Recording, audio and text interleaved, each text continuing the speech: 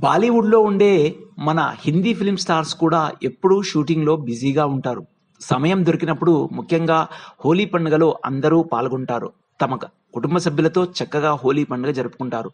దానికి సంబంధించిన కొన్ని బ్యూటిఫుల్ పిక్స్ ఈ వీడియోలో చూసి ఎంజాయ్ చేద్దాం.